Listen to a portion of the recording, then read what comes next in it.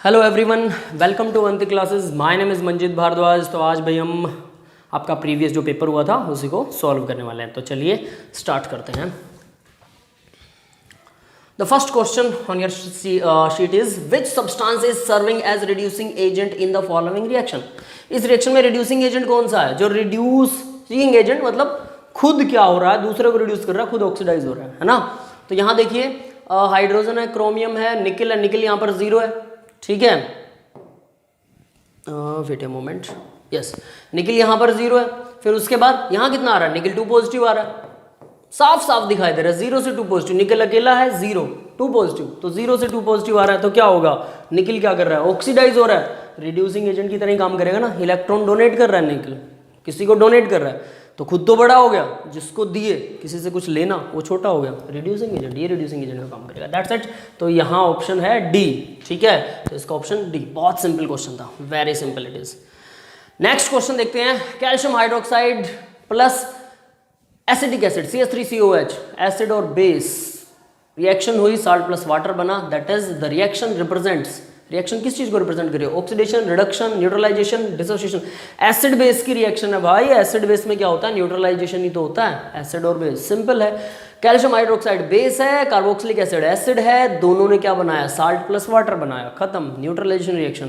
नहीं याद है रिएक्शन को याद कर लीजिए अभी, अगर किसी को याद नहीं है तो, है ना, बाद में ध्यान रहेगी। नेक्स्ट क्वेश्चन देखते हैं। Oxygen state of chlorine in ClO2 2 negative, O2 1 negative, sorry. O oxygen पर कितना होता है? 2 नेगेटिव। 2 ऑक्सीजन पर 4 नेगेटिव। 1 नेगेटिव ऑलरेडी बचा हुआ है, तो मतलब 3 नेगेटिव होना चाहिए जो क्लोरीन न्यूट्रलाइज कर रहा है, तो यानी 3 पॉजिटिव क्लोरीन होगा, है ना। आप x मानकर भी कर सकते हैं, दैट्स द इजी वे कि x मानो, XYZ को सॉल्व करते रहो, लेकिन डायरेक्ट भी कर सकते हैं अगर आपको प्रैक्टिस है। तो 3 पॉजिटिव कहाँ पर है भाई? क्लोरीन जो है वहाँ, यहाँ 3 पॉजिटिव है। और दोबारा चेक करने का तरीका, 3 पॉजिटिव क्लोरीन है, ऑक्सीजन 4 नेगेटिव है, कितना बचा? 3 और 4 -1 चार्ज है, खत्म, है ना। चलिए आगे बढ़ते हैं, नेक्स्ट क्वेश्चन देखते हैं। बिल्कुल इजी क्वेश्चन है ये तो। The oxidation number of the metal in MnO4 negative is. Oxygen 4 है, 4 दूना 8 नेगेटिव, 8 नेगेटिव आएगा, 1 नेगेटिव ऑलरेडी है, तो 7 पॉजिटिव होना चाहिए manganese. That's it, 7 positive, B is the right option. The oxidation number of metal in MnO4 negative is. Next question, simple question है, सिर्फ देखते ही आंसर आ रहे हैं। The oxidation number of chlorine in ClF3 है भाई। 3 फ्लोरीन अगर क्लोरीन जोड़ेगा तो ऑब्वियस है 3 पॉजिटिव ही आएगा, 3 पॉजिटिव, क्योंकि फ्लोरीन मोस्ट इलेक्ट्रोनेगेटिव एलिमेंट है। ए इज द राइट ऑप्शन, सीधा आंसर है ना। चलिए अगला क्वेश्चन देखते हैं। Which of the following statement is best description of behavior of bromine in the reaction given below? Bromine कैसा बिहेव कर रही है इन रिएक्शंस में? तो देखिए जरा क्या क्या बता रहा है वो। वाटर है, ब्रोमीन के साथ जुड़ेगा, HBr बनाएगा, प्रोटॉन एक्सेप्ट करता है, get oxidized and reduced, only get oxidized, only get reduced. तो ब्रोमीन क्या कर रहा है वही चेक करेंगे। तो देखिए यहाँ पर ब्रोमीन कितना है? 0 फ्री स्टेट में। यहाँ ब्रोमीन कितना है? HOBr। तो ब्रोमीन क्या आ रहा है अभी HOBr के अंदर? ब्रोमीन, और इसमें +1 आ रहा है, तो +1 आएगा ब्रोमीन, क्योंकि ऑक्सीजन ज़्यादा इलेक्ट्रोनेगेटिव है, वो इलेक्ट्रॉन छीनेगा ब्रोमीन से। यहाँ क्या आ रहा है? -1 आ रहा है ब्रोमीन पर, तो एक में इलेक्ट्रॉन गेन कर रहा है, एक में इलेक्ट्रॉन एक्सेप्ट कर रहा है, तो क्या करेगा? Get oxidized and reduced. Disproportionation reaction है, ऑक्सीडेशन और रिडक्शन दोनों करेगा। सिंपल, अभी तक बिल्कुल सिंपल क्वेश्चंस हैं। Oxidation number of carbon in this and this respectively is. Carbon का ऑक्सीडेशन नंबर बताना है CH3 और OH में। डायग्राम बनाने से थोड़ा सा आसान हो जाता है काम, याद रख लेना। तो हम यहाँ पर डायग्राम बनाने वाले हैं ताकि थोड़ा हमारे लिए काम आसान हो जाए। तो CH3 बनाएंगे, जैसे CH3, फिर उसके बाद क्या है? OH है, O और H आ गया। अब देखो कार्बन और हाइड्रोजन में, कार्बन इलेक्ट्रोनेगेटिव है, 3 हाइड्रोजन जुड़े हुए हैं, तो 3 पॉजिटिव हो गया, तो कार्बन पर क्या आ गया? 3 नेगेटिव। ऑक्सीजन क्या इलेक्ट्रॉन ले रहा है कार्बन से, 1 पॉजिटिव आना चाहिए इसकी वजह से, है ना, क्योंकि इलेक्ट्रॉन ऑक्सीजन ले रहा है। तो ये 1 पॉजिटिव आ गया, 3 नेगेटिव, 1 पॉजिटिव, यानी ओवरऑल कार्बन क्या आ गया? यहाँ पर कार्बन ओवरऑल आ गया 1 पॉजिटिव, -2। तो सबसे पहले ढूंढिए -2 कहाँ पर आ रहा है? -2 आ रहा है 3 ऑप्शन में, A, C और D, तीनों में -2 है, तो खत्म। इसको तो चेक नहीं कर सकते। नेक्स्ट वाला देखिए फिर, C डबल बॉन्ड हो, यानी हमने इसको तो वायलेट कर दिया, इसको तो डिनाई कर दिया, ये नहीं हो सकता, है ना। फिर उसके बाद CH2O, C double bond O, यहाँ पर भी H है, यहाँ पर भी H है, क्या होगा? ऑक्सीजन 2 नेगेटिव, कार्बन 2 पॉजिटिव, इसकी वजह से। और फिर यहाँ दोनों में कार्बन 2 नेगेटिव, हाइड्रोजन और कार्बन में कौन इलेक्ट्रोनेगेटिव है भाई? Carbon mean more electronegative, carbon attract करेगा -1 यानी कि -2 हो गया, और यहाँ ऑक्सीजन की वजह से +2 है, क्या आएगा? 0। तो यहाँ कार्बन ओवरऑल 0 हो जाएगा। तो कार्बन का ऑक्सीडेशन नंबर ओवरऑल कितना आ गया? 0 आ गया। तो अब 0 देखो किस में है भाई? तो इस ऑप्शन को भी डिनाई कर देते हैं, क्योंकि यहाँ -2 के बाद 4 और 2 है, तो 0 उन दोनों में है। अब इन दोनों में से कोई ऑप्शन होगा हमारा। नेक्स्ट क्वेश्चन, नेक्स्ट वो देखे, CH3COOH है, HCOOH, HCOOH में देखो C डबल बॉन्ड O है, फिर इसके बाद में यहाँ पर H है, OH है ना, रब हो जाएगा, यस, ठीक है। तो क्या आ रहा है वहां पर? CHOOH, तो ये OH आ गया, और इस तरफ भी एक H आ गया। कार्बन देखिए 2 इलेक्ट्रॉन डोनेट कर रहा है ऑक्सीजन को, +2 ऑक्सीजन की साइड से, हाइड्रोजन और कार्बन में मोर इलेक्ट्रोनेगेटिव कार्बन है, तो यानी +-1 हाइड्रोजन वाली साइड से, है ना, और इस तरफ से फिर इस तरफ से +1, क्योंकि ऑक्सीजन इलेक्ट्रॉन एक्सेप्ट कर रहा है। तो -1 +1 0 हो गया, तो +2 आएगा, यानी कार्बन आ गया +2।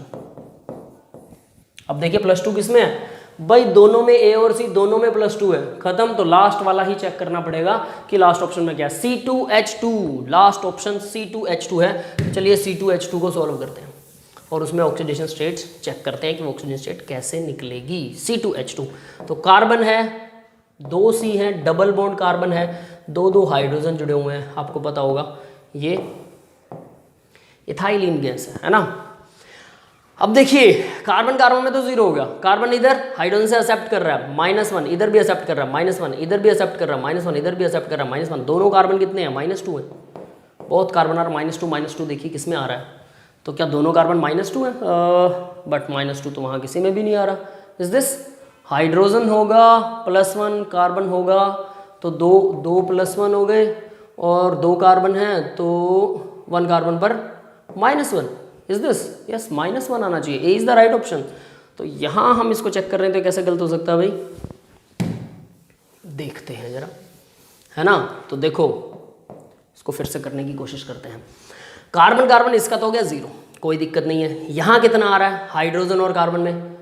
अरे हम गलत बना रहे हैं, हमने तो 4 हाइड्रोजन बना दिए है ना, तब भी गलत आ रहा है। दैट इज रोंग, आंसर में ही नहीं है, रोंग स्ट्रक्चर था। फिर से बनाते हैं, एसिटाइलिन गैस का स्ट्रक्चर है ये भाई, acetylene gas. That is why हमारा गलत हो रहा है ना, हमने 2 हाइड्रोजन लगा दी जबकि एक ही हाइड्रोजन था।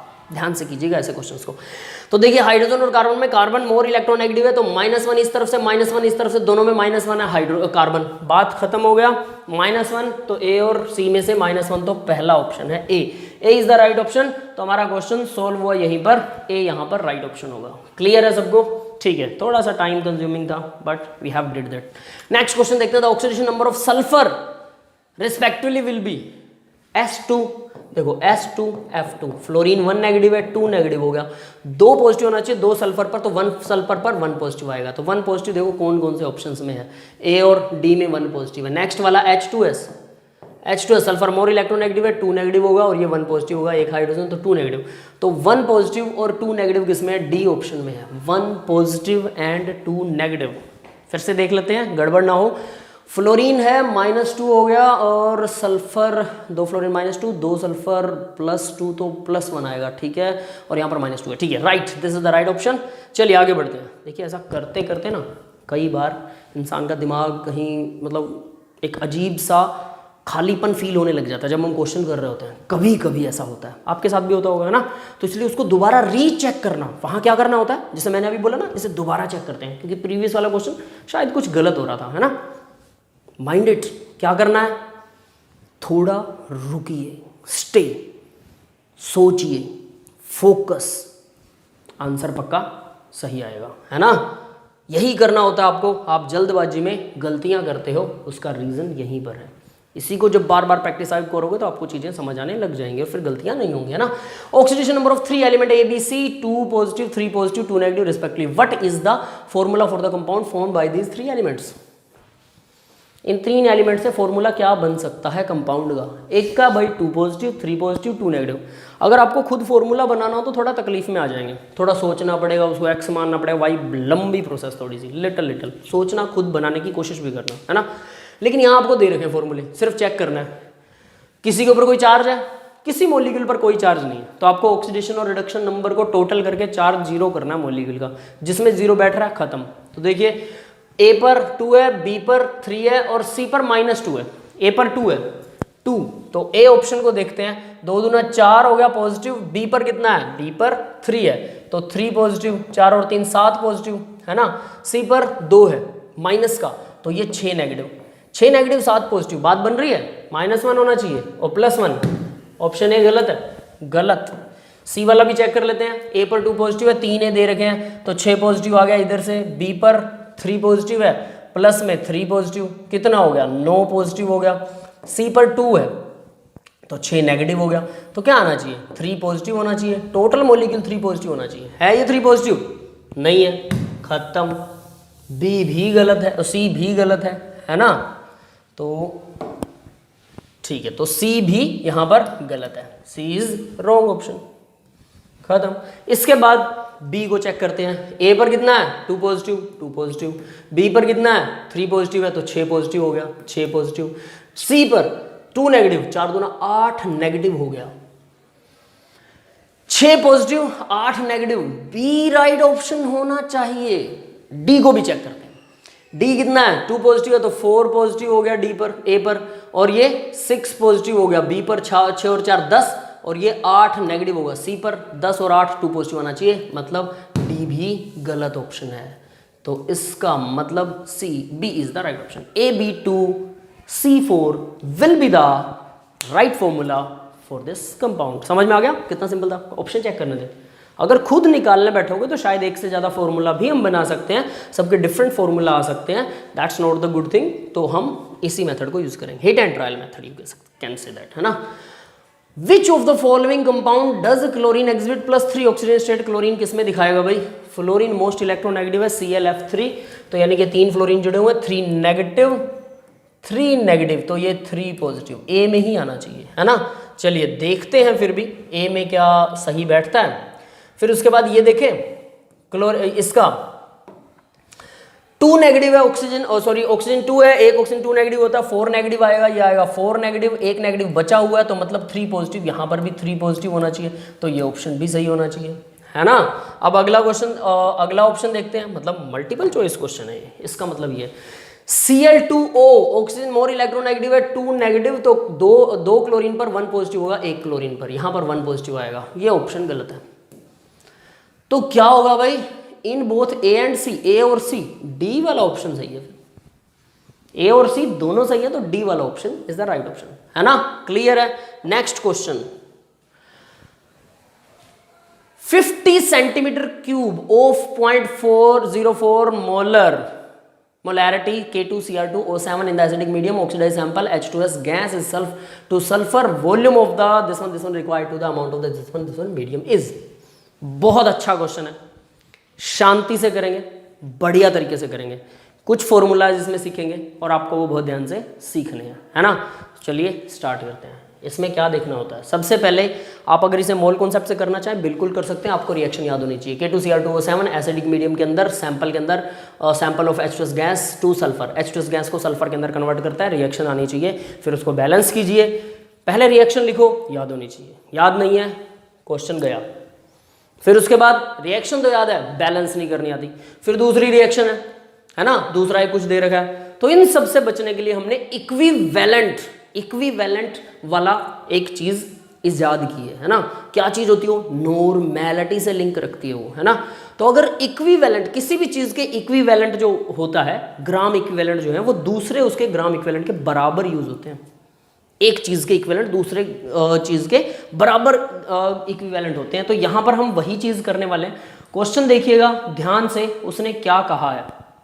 50 सेंटीमीटर क्यूब इतने मोलैरिटी का K2Cr2O7 था, जो एसिडिक मीडियम में था, ऑक्सीडाइज करता है H2S गैस को, यानी ये H2S गैस के K2Cr2O7 H2S गैस के साथ रिएक्शन करता है और उसको सल्फर में बदल देता है। ठीक है, वैसे हमने ये रिएक्शन आपको याद होगी, अगर नहीं याद है कोई फर्क नहीं पड़ता। Volume of 0.03 molarity KMnO4 required to oxidize same amount of H2S gas to sulphur. वो कह रहा है कि इसका वॉल्यूम निकालना है, इतना वॉल्यूम। देखो इसने बोला 50 सेंटीमीटर क्यूब K2Cr2O7 यूज होता है जब हम H2S को ऑक्सीडाइज करते हैं। अब वो कह रहा है कि KMnO4 का कितना होगा इतने ही H2S को यूज करने के लिए। तो KMnO4 और इनके बीच में क्या रिलेशन है, कैसे पता करें, कैसे रिएक्शन लिखे, तो इसका तरीका सीधा होता है। उसने जो बोला है उसी को हम इक्विवेलेंट करेंगे। इक्विवेलेंट ऑफ K2Cr2O7, जितना K2Cr2O7 चाहिए हमें, ठीक है, वो कह रहा है कि सेम अमाउंट H2S के साथ रिएक्शन करवाएं KMnO4 की, तो कितना KMnO4 चाहिए होगा, उतना ही KMnO4 के इक्विवेलेंट चाहिए होंगे, मोल नहीं, इक्विवेलेंट, इक्विवेलेंट ऑफ KMnO4। मतलब KMnO4 जितना इसके इक्विवेलेंट चाहिए उतना इक्विवेलेंट इसके चाहिए। अब ये इक्विवेलेंट का क्या मतलब है, क्या दोनों बराबर अमाउंट में चाहिए, क्या नंबर ऑफ मोल बराबर होंगे? नंबर ऑफ मोल बराबर नहीं होते हैं क्या इक्विवेलेंट में, अंदर की बात है, ये n फैक्टर की बात है, ये ध्यान रखना। तो अगर कुछ नहीं आता बैकअप में कोई बात नहीं है, सीधा याद करने का तरीका बता रहा हूं। इक्विवेलेंट ऑफ K2Cr2, उसने बोला ना कि कितने रिक्वायर्ड होंगे, तो हमें पता है सेम रिएक्शन के लिए वो इक्विवेलेंट तो उनका बराबर होता है, हमेशा बराबर होता है, याद रखना, इक्विवेलेंट हमेशा बराबर होता है। आप कहेंगे सर 1 मोल के लिए 2 मोल, मान लो कि जैसे वाटर की एक इक्वेशन लिखता हूँ, सिंपल कर देता हूँ आपको, H2 + O2 क्या होगा, H2O बनाएगा, लेकिन इसको बैलेंस करेंगे तो क्या आएगा, यहां पर हमें लगाना पड़ेगा 2 ऑक्सीजन हो जाएंगे 2, है ना, सॉरी उल्टा कर दिया, यहां पर 2 लगाएंगे, ऑक्सीजन 2 हो गए, यहां पर ऑक्सीजन ऑलरेडी 2 थे और हाइड्रोजन के आगे यहां 2 लगाना पड़ेगा। तो मैं क्या बोल रहा हूं कि हाइड्रोजन के इक्विवेलेंट जो है, हाइड्रोजन के वो इक्वल होंगे वाटर के इक्विवेलेंट के या ऑक्सीजन के इक्विवेलेंट के, है ना। अब आप कहेंगे सर ये तो 2 मोल और ये 1 मोल है, 2 मोल 1 मोल, मोल में दोनों अलग अलग है, बट जब इक्विवेलेंट की बात करते हैं तो हम कहते हैं कि जितने भी ऑक्सीजन के मोल थे और जितने भी हाइड्रोजन के मोल थे वो एक पर्टिकुलर रिएक्शन में इक्वली पार्टिसिपेट करते हैं। मतलब इसका 2 तो इसका 1 करता है हमेशा, तो इसके 2 और इसके 1 को इक्विवेलेंट में बोलेंगे तो सेम बोला जाएगा, वो सेम इक्विवेलेंट दोनों के यूज होंगे हमेशा। मतलब अंदर फॉर्मूले के घुस गए और उसको सेम कर दिया हमने, दैट इज इक्विवेलेंट। इसलिए बोल रहा था थोड़ा सा टिपिकल लगेगा, मतलब इसके 2 मोल इसके 1 मोल इक्विवेलेंट की फॉर्म में दोनों बराबर हैं, ये याद रखना, इसका इक्विवेलेंट और इसका इक्विवेलेंट बराबर होगा, ठीक है।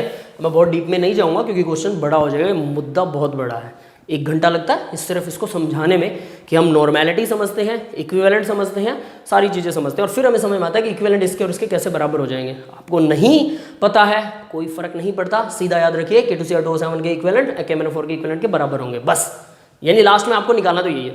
अब देखो अब इक्विवेलेंट कैसे निकालें, प्रॉब्लम यहाँ है। तो इक्विवेलेंट क्या होता है, n फैक्टर ऑफ K2Cr2O7, मतलब जो भी दे रखा है ना, मैं इसको अब नहीं लिखूंगा, n factor of K2Cr2O7 multiplied by, यहां पर n फैक्टर मल्टीप्लाइड बाय, गड़बड़ हो गया ना, रुकिए, n factor multiplied by mole of K2Cr2O7 equal होगा n factor of KMnO4 multiplied by mole of KMnO4। तो मुझे मोल ही तो KMnO4 के निकालने हैं और K2Cr2O7 के अगर मुझे मोल मिल जाए और n फैक्टर मिल जाए तो n फैक्टर क्या होता है K2Cr2O7 के लिए और KMnO4 के लिए। अब ये चीजें थोड़ी सी आपको पता होनी चाहिए, है ना। तो यहां देखिए इसने क्या बोला है, K2Cr2O7 का n फैक्टर जो होता है वो 6 है भाई, ठीक है, ये याद रख लेना, K2Cr2O7 का n फैक्टर 6 होता है, ये नहीं बदलता हूं। मोल ऑफ K2Cr2O7 उसने सबसे पहले K2Cr2O7 यूज कर रखा है, तो इसके मोल हम निकाल लेंगे, वी कैन फाइंड इट, ठीक है, नो वरी। कितना यूज हुआ उसने बता रखा है, 50 सेंटीमीटर क्यूब यूज हुआ, मतलब ml, सेंटीमीटर क्यूब और ml एक ही बात होती है, 50 ml यूज हुआ K2Cr2O7 और उसकी मोलैरिटी दे रखी 0.04 मोल पर लीटर। यहां से हम number of mole of K2Cr2O7 निकालेंगे, कैसे, तो देखो भाई हमें जो दे रखा है 0.04 मोल पर लीटर, 1 लीटर में इतने मोल है और उसने बोला 50 सेंटीमीटर क्यूब यूज हुआ है, 50 ml, तो हम निकालेंगे 1 लीटर का मतलब 1000 ml में इतने मोल होते हैं, तो 50 ml में कितने मोल होंगे ये निकाल लेंगे, सिंपल। तो देखो मैं इसको अब सिंपल लिख रहा हूं, जो उसने दे रखा है, तो 1000 ml याद रखना मोलैरिटी, बड़ा एम का मतलब मोलैरिटी होती है। 1000 ml ये जो आपको K2Cr2O7 दे रखा है उसमें कितने मोल है? 0.04 मोल, इतने मोल। एम का मतलब मोल पर लीटर, यानी 1 लीटर में, तो इतने ml में 0.4 मोल है किसके? K2Cr2O7 के। उसने बोला 50 ml ही यूज हुआ, तो 50 ml में कितने होंगे? 1 में कितने होने वाले हैं भाई? 0.04 डिवाइडेड बाय 1000, सीधी सी बात है ना। 1 में इतने यूज होंगे और 50 में कितने यूज होंगे? अब बात करते हैं 50 ml में ये कितने यूज होने वाले हैं? 0.04 डिवाइडेड बाय 1000 मल्टीप्लाई में 50। अब ये क्या आ गया आपके पास? 50 ml में कितना K2Cr2O7 के मोल थे? यही तो चाहिए। 50 ml में कितने मोल? एन फैक्टर उससे मल्टीप्लाई कर दो, इक्विवेलेंट आ गए K2Cr2O7 के, मतलब ये तो आपने निकाल लिया। अब इक्विवेलेंट ऑफ KMnO4 के लिए भी एन फैक्टर चाहिए KMnO4 का, और एन फैक्टर कैसे चाहिए भाई? अब ये याद रखना, क्या आपको KMnO4 का बता रहा है कि वो एसिडिक मीडियम में है? ये रहा एसिडिक मीडियम में दे रखा, तो वो भी एसिडिक मीडियम में ही होगा, डेफिनेट सी बात है ना। दोनों एसिडिक मीडियम में होंगे, तो एक वर्ड याद रखेगा KMnO4 के लिए, बैन, BAN, KMnO4 के लिए, और नंबर याद रखेगा 153। B1 का मतलब है कि बेसिक मीडियम में 1 एन फैक्टर होता है KMnO4 का, एसिडिक मीडियम में 5 एन फैक्टर होता है KMnO4 का, न्यूट्रल मीडियम में 3 एन फैक्टर होता है KMnO4 का। ये तीनों चीजें आपको याद होनी चाहिए, मतलब एसिडिक मीडियम में 5 एन फैक्टर। तो यहां पर आपको पता है कि एसिडिक मीडियम में 5 एन फैक्टर है, तो 5 इंटू मोल ऑफ KMnO4। इसके मोल ये निकल गए, देखो हमने निकाल दिया K2Cr2O7 को, यानी कि मैं ये मल्टीप्लाई कर सकता हूं 6 multiplied by number of mole. यहां अब इसको सॉल्व कर लेते हैं। K2Cr2O7 के मोल मुझे पता है कितना, नीचे 2 जीरो और लग जाएंगी, ये वाली जीरो खत्म। इसके बाद 5 चौके 20, तो ये आ गया 20 और 0 200 बन गया, तो 2 जीरो कट जाएंगी, 2 डिवाइडेड बाय 1000 आएगा, तो 0.002 इतने मोल हमारे पास हैं। किसके हैं? K2Cr2O7 के, जिन्होंने रिएक्शन की थी H2S से। तो यहां पर मैं 0.002 मोल लिख देता हूं, और इक्वल आ गया 5 मल्टीप्लाई में मोल ऑफ KMnO4। आंसर निकल आया। मोल ऑफ KMnO4 कितने निकल आएंगे? 5 से डिवाइड हो जाएगा। तो नेक्स्ट स्टेप के अंदर मैं इसको 5 से डिवाइड करने वाला हूं। तो चलिए नेक्स्ट स्टेप देखते हैं। अब नेक्स्ट स्टेप के अंदर क्या करने वाला हूं, जरा ध्यान से देखना, है ना। तो यहां आपके पास कितना था? 6 मल्टीप्लाई में 0.002 इक्वल था 5 मल्टीप्लाई में मोल ऑफ KMnO4। 5 होता है इसका एन फैक्टर एसिडिक मीडियम में KMnO4 का, ये हमें पता है। ये 5 नीचे आ जाएगा, तो 6 मल्टीप्लाई में 0.002 डिवाइड में कितना आ गया? 5 इक्वल आ गया मोल ऑफ KMnO4। KMnO4 के मोल आपके पास आ गए। ये पॉइंट यहां से हटा दे तो नीचे लग जाएगा 1000, 6 दूना 12 डिवाइडेड बाय 5 मल्टीप्लाई में 10⁻³ कर देता हूं, -3, है ना। ऊपर ले गए 1000 को, 10⁻³ आ गया। तो 5 से इसको डिवाइड करें, कितना आ जाएगा? ये आपके पास मोल आ गए भाई, मोल KMnO4 के मोल आ गए, है ना। तो 5 से डिवाइड करेंगे, 5 दूना 10, 5 चौके 20, 2.4 इंटू 10⁻³ ठीक है। ये आ गया आपके पास 2.4 इंटू 10⁻³ ठीक है, इक्वल आ गया mole of KMnO4। That's it. यहां तक सबको क्लियर हो गया होगा कि KMnO4 के इतने मोल चाहिए, क्योंकि बराबर के मोल्स ऐसे ही निकलेंगे। अब जरा प्रीवियस देखें, है ना। क्या था? मुझे मोल पता लग गए KMnO4 के कितने चाहिए इक्विवेलेंट से, ठीक है, बट उसने मोल नहीं पूछे, volume of 0.03 molarity KMnO4 required, volume पूछा है। तो वॉल्यूम पूछा है 0. उसने दिया 0.03 मोल पर लीटर। दोबारा चेक कर लेते हैं, इतना ही है, यस 0.03। तो देखिए 0.03 मोल पर लीटर दे रखा है। अब इसको क्या करें? 0. यानी अगर मुझे इसके मोल पता है, कितने मोल है? इतने मोल है, और ये कह रहा है इतने मोल में, 1 लीटर में इतने मोल होते हैं, है ना। इतने मोल में कितने लीटर होंगे? तो मैं इसे कैसे लिखूंगा? 0.03 मोल होते हैं कितने में? 1 लीटर, यानी कि 1000 ml ये जो मोलैरिटी है इसका मतलब है ये KMnO4, ये मोलैरिटी का मतलब है 1000 ml का। अब बात करते हैं एक मोल में कितने होंगे, हमेशा 1 के लिए डिवाइड होता है 1000 डिवाइडेड बाय 0.03, और हमारे पास कितने मोल है 2.4 इंटू 10⁻³ तो 2.4 इंटू 10⁻³ इतने मोल्स में कितने होंगे, तो ये कितना आएगा भाई। अब जरा सिर्फ कैलकुलेशन रह गई और हमारे पास आंसर आ जाएगा 1000 डिवाइडेड बाय 0.03 है तो मैं इसको 3 लिखता हूँ, ऊपर 100 पहुँचा देता हूँ, ठीक है। और मल्टीप्लाई में इसको करना है, थोड़ा दूर करना पड़ेगा, है ना। तो देखिए दोबारा से लिखते हैं 2.4 इंटू 10⁻³ में कितने होने वाले हैं, तो मल्टीप्लाई हो जाएगा 1000 डिवाइडेड बाय 3, ऊपर पहुंचा दिया 100, और इसके मल्टीप्लाई में क्या आएगा 2.4 इंटू 10⁻³ है, मैं इसको नीचे ले आया 10⁻³ मतलब 1000 को 1000 से 1000 काट दिया, ठीक है।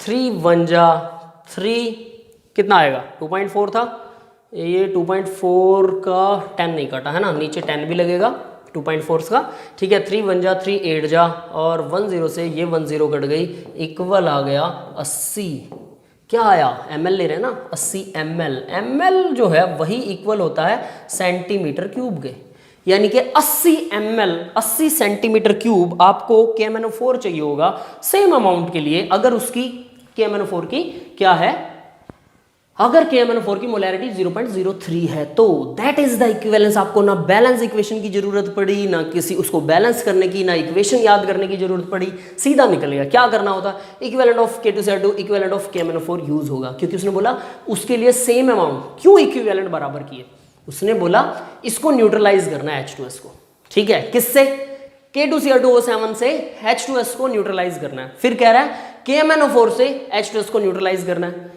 H2S का अमाउंट सेम है, अगर H2S का अमाउंट सेम है तो जितना K2Cr2O7 लगेगा KMnO4 उससे कम या ज्यादा लगेगा, क्योंकि उसकी मोलैरिटी अलग अलग है, बट इक्विवेलेंट बराबर लगेगा क्योंकि इसका अमाउंट सेम है, this has the same amount, इसलिए बराबर इक्विवेलेंट। इसी को कहते हैं इक्विवेलेंट लॉ, कि इसके लिए जितना इक्विवेलेंट लगता है तो KMnO4 भी सेम अमाउंट के लिए उतना ही लगना चाहिए, बट इक्विवेलेंट उतना लगना चाहिए, समझिएगा मेरी बात को, इक्विवेलेंट उतना, तो इसलिए हमने लिखा इक्विवेलेंट इन दोनों का बराबर होगा, क्योंकि दोनों सेम चीज से सेम अमाउंट से रिएक्शन कर रहे हैं, बट इक्विवेलेंट में मोल तो बराबर होते नहीं, तो इसलिए n फैक्टर की जरूरत पड़ती है, कि n फैक्टर इसका पता नहीं कितना, ये कितने वो कितना करता है n फैक्टर, यानी ये कितने इलेक्ट्रॉन डोनेट करता है, वो कितने इलेक्ट्रॉन डोनेट करता है, तो ये करता है 6, वो करता है 5, गड़बड़ हो गई, तो ये कम इलेक्ट्रॉन डोनेट करता है तो ज्यादा अमाउंट लगेगा। अब मोलैरिटी भी उसको गड़बड़ करती कि उसकी मोलैरिटी ज्यादा है, इसकी मोलैरिटी कम है, तो ये और भी ज्यादा लगेगा, तो इसलिए देखो वो 50 सेंटीमीटर क्यूब लगा और ये आया 80 centimetre cube, right answer is 80 centimetre cube, that's it. वैसे सभी आंसर ज्यादा हैं, लेकिन एक ट्रिक है कि अगर आप इसको ध्यान से समझते हैं कि इसके NF कम है तो ये ज्यादा लगना चाहिए, और इसका मोलैरिटी भी कम है तो ये और भी ज्यादा लगेगा, अगर मोलैरिटी सेम हो तब भी ये ज्यादा लगेगा, बट अगर इसकी मोलैरिटी ज्यादा हो फिर आंसर नहीं निकाल सकते, फिर अंदाजा नहीं लगा सकते। तो इस यहां से अंदाजा लगता था कि मोलैरिटी कम है और साथ में n फैक्टर भी कम है, तो मतलब KMnO4 का अमाउंट ज्यादा ही लगेगा। तो अगर यहां सारे ऑप्शंस में एक ऑप्शन होता 80 और बाकी सारे ऑप्शन 50 से कम होते, सीधा आंसर निकाल सकते थे। Yes, got it. मुझे लगता है कि ये समझ आ गया होगा, हमने इस पे काफी सारा टाइम स्पेंड किया है ना। अगला क्वेश्चन देखते हैं बेटा, नेक्स्ट क्वेश्चन, लेट्स सी। तो देखिए भाई, in the reaction chlorine NaOH NaClO3 NaCl the element which loses as well as gains electron, जो लूज भी करता है और गेन भी करता है ना इलेक्ट्रॉन को। तो देखो भाई यहाँ पे क्लोरीन है, क्लोरीन 0 था, 0 से क्लोरीन क्या होगा -1 हो गया, इसने क्या किया इलेक्ट्रॉन गेन किया, ठीक है। और यहाँ क्लोरीन भी ना 3 दूना 6, एक नेगेटिव है क्योंकि सोडियम पर 1 पॉजिटिव है, 6 नेगेटिव तो एक पॉजिटिव इसने न्यूट्रलाइज कर दिया, तो ये 5 पॉजिटिव होना चाहिए, है ना। तो इसने यहाँ पर क्या किया, लूज किया, यहाँ पर क्या किया, गेन किया। 0 से लूज और गेन क्लोरीन ही कर रहा, बाकी तो नहीं करने वाला कोई, है ना। तो chlorine will be the right answer, जो गेन भी करेगा और लूज भी करेगा, element which loses as well as gain the electron, ठीक है। तो ये आंसर होगा, सीधा सीधा आंसर है। सोडियम क्या है, वहां पर +1 है, यहाँ भी +1 है, हाइड्रोजन ऑक्सीजन सेम है ना, दैट्स इट। नेक्स्ट क्वेश्चन देखते हैं, let's see the next question. चल जा भाई, हैंग हो गया, नहीं बोर्ड चल रहा है, बट नेक्स्ट क्यों नहीं जा रहा, आ गया, पीछे वाला गया था 27, ठीक है 28, ओके आ गया। The oxidation number of manganese KMnO4 MnSO4 K2MnO4 are respectively. देखो भाई KMnO4 4 दूना 8, एक पॉजिटिव है तो 7 पॉजिटिव होता है KMnO4 में, काफी बार निकाल चुके हैं है ना। SO4 पर 2 नेगेटिव होता है, मैग्नीज 2 पॉजिटिव है सीधा। अब यहाँ 4 दूना 8, 2 पॉजिटिव ये रहा तो 6 पॉजिटिव है मैग्नीज सीधा। 8 हो गया ऑक्सीजन नेगेटिव, 2 पॉजिटिव पोटेशियम के काट दो तो बचा कितना, 6 पॉजिटिव बचा, दैट्स इट। तो 7 2 6 7 2 6 देखो कहां पर है, 7 2 6 respectively, that is A is the right option, A होगा राइट ऑप्शन है ना। चलिए आगे बढ़ते हैं अब जरा, next slide, wait 28 question number, इसके बाद 28 के बाद question number 29, we have to find the question number 29। कुछ गड़बड़ हो गया है, मुझे देखना पड़ेगा। हाँ एक गड़बड़ आ गई है, क्वेश्चन नंबर 30 आ रहा है, 29 नहीं आ रहा है। Let me check, just give me 1 moment.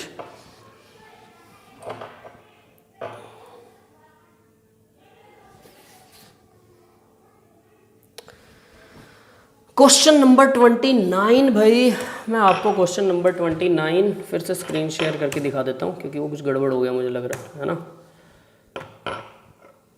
चलिए क्वेश्चन नंबर 29,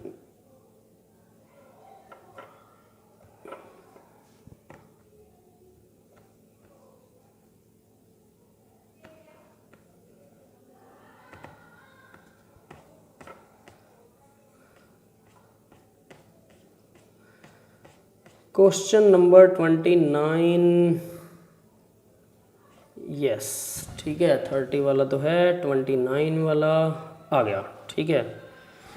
तो चलिए क्वेश्चन नंबर 29 आपको दूसरी स्क्रीन शेयर करके ही दिखाना पड़ेगा, इसमें गड़बड़ हो गई है बोर्ड में, नो वरी है ना, होता है। तो ये रहा भाई क्वेश्चन नंबर 29, ये लैपटॉप से शेयर्ड है, ठीक है। क्वेश्चन नंबर 29, तो देखिए क्वेश्चन नंबर 29, और यहाँ पर लिखने के तरीके भी अलग होंगे, डेफिनेट सी बात है। Question number 29, in the conversion, दिखाई दे रहा है क्या, देखें, is the screen is visible, yes screen is visible, no worry.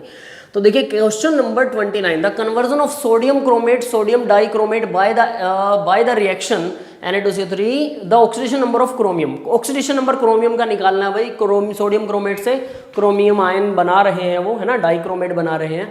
तो देखो डाइक्रोमेट में कितना होता है, K2Cr2O7, 6 पॉजिटिव होता है, तो सबको पता है डाइक्रोमेट के अंदर ये 6 पॉजिटिव होता है, ठीक है, ये तो खत्म है। 7 दूना 14, 2 पॉजिटिव कहाँ से आया, 7 दूना 14 नेगेटिव आया ऑक्सीजन से, 2 पॉजिटिव सोडियम है, तो बचा कितना 12 नेगेटिव, तो 12 पॉजिटिव होना चाहिए क्रोमियम, 2 क्रोमियम है, 6 पॉजिटिव होना चाहिए 1 क्रोमियम, सीधा पता लग गया, ये तो 6 है। यहाँ कितना है, 4 दूना 8, 2 पॉजिटिव है सोडियम की वजह से, तो यहाँ पर कितना होगा, 6 पॉजिटिव होगा क्रोमियम के ऊपर, यहाँ पर भी 6 पॉजिटिव ही आ रहा है, इज दिस 4 दूना 8, तो यस 6 पॉजिटिव, तो यानी डज नॉट चेंज, ये चेंज नहीं होता। D is the right option for this question, yes clear to everyone. तो क्वेश्चन नंबर 29 आपको अब क्लियर हो गया। अब बात करते हैं क्वेश्चन नंबर 30 की। तो देखिए 30 क्वेश्चन नंबर अब ये रहा आपकी स्क्रीन के सामने। Which of the following is example of disproportionation reaction. What is disproportionation reaction, क्या होती है डिसप्रोपोर्शनेशन रिएक्शन। तो डिसप्रोपोर्शनेशन रिएक्शन के अंदर ऑक्सीडेशन और रिडक्शन दोनों होता है साइमल्टेनियसली, है ना। तो देखिए कौन सा राइट ऑप्शन होगा ऑक्सीडेशन और रिडक्शन के लिए। पहला ऑप्शन देखते हैं, फास्फोरस जो है वो कितना है, 0 है। फर्दर यहाँ पर फास्फोरस कितना है, P4 नेगेटिव, डेफिनेटली कुछ ना कुछ तो होने वाला है फास्फोरस। P3 PH3 इसमें कितना होगा, 3 नेगेटिव, ये आ जाएगा 3 नेगेटिव फास्फोरस। यहाँ H2PO4 में कितना होगा भाई, इसका डायग्राम बनाते हैं। डबल बॉन्ड हो, 2 हाइड्रोजन लगे, PO4 है, तो ऑक्सीजन 1 नेगेटिव है, तो 1 नेगेटिव ऑक्सीजन बना दिया हमने। अब क्या पूछा उसने भाई, PO4 है, जरा देखिए 4 PO हैं, तो यानी OH कुछ ऐसा लगा होगा डेफिनेटली, 1 2 3 4। ये ऑक्सो एसिड बनाते टाइम एक ही चीज़ ध्यान रखनी, फास्फोरस के ऑक्सो एसिड डबल बॉन्ड हो पक्का आएगा, डबल बॉन्ड हो लगा दिया। फिर उसके बाद में टोटल वैलेंसी 5 पूरी करनी है, तो 3 वैलेंसी और लगा दी। अब उसने बोला कि 4 ऑक्सीजन है, 1 ऑक्सीजन तो लग गई, 3 ऑक्सीजन और लगेंगी डेफिनेटली। नेगेटिव है, 1 ऑक्सीजन पर नेगेटिव लगेगा, H2 है 2 पर HH लग जाएगा, बस खत्म, ऑक्सो एसिड का डायग्राम बन गया। ज़्यादातर का ऐसा ही बनता है, थोड़ी सी कोशिश करेंगे आपको बहुत आसानी से आ जाएगा। इसका ऑक्सीडेशन नंबर फास्फोरस के लिए देखें, 2 ऑक्सीजन इधर लेके जा रहा है इलेक्ट्रॉन, और 1 इधर लेके जा रहा है, 3 पॉजिटिव हो गया, 1 इधर लेके जा रहा है, 1 इधर लेके जा रहा है, 5 पॉजिटिव, दिस इज 5 पॉजिटिव, तो यानी इसमें होगा +5। 0 से +5 जा रहा है, 0 से -3 जा रहा है, क्या आएगा? यही है डिस्प्रपोर्शनेशन, पहली रिएक्शन सही है। पीबी में देखें Pb2 पॉजिटिव है, यहां पर भी Pb2 पॉजिटिव है क्योंकि ऑक्सीजन 1 नेगेटिव है, 2 पॉजिटिव, कोई फर्क नहीं है, बाकी सब सेम है। NO2 नाइट्रोजन में डिफरेंस आ रहा है, डिस्प्रपोर्शनेशन कौन सी है? NO2 में वही नाइट्रोजन के ऊपर 2 ऑक्सीजन लगे हैं तो नाइट्रोजन पर सेम चार्ज रहने वाला है। ऑक्सीजन 0 हो गया और यहाँ ऑक्सीजन -2 है और 0 हो गया, सॉरी यहाँ ऑक्सीजन यहाँ -2 था, यहाँ 0 हो रहा है, सिर्फ ऑक्सीजन का ऑक्सीडेशन और रिडक्शन तो हो ही नहीं रहा है ना। नेक्स्ट मैग्नीज, इस रिएक्शन के अंदर देखें MnO4 मैग्नीज पर 4 दूना 8, 7 पॉजिटिव मैग्नीज पर है, फर्दर 4 पॉजिटिव मैग्नीज पर है, 2 दूना 4, 4 पॉजिटिव होगा और कितना होगा? 4 दूना 8, 2, 6 पॉजिटिव होगा। 7 पॉजिटिव से 4 पर गया, 6 पर गया, दोनों पर कम हुआ ऑक्सीडेशन नंबर, रिडक्शन हुई, ऑक्सीडेशन नहीं हो रही, ये भी गलत है ना। नेक्स्ट वाले ऑल द अबव, ये तो गलत ही है और ये भी गलत है, तो यानी ए इज द राइट ऑप्शन, ए जो है वो हमारा राइट ऑप्शन है, दैट इज इट। तो ये सबको क्लियर हो गया होगा, है ना। तो भाई यहाँ तक ही था आज का lecture, that's it, that's all for the today's lecture guys. तो आज के लेक्चर में सिर्फ इतना ही था। Thank you very much to all, okay that's all, thank you.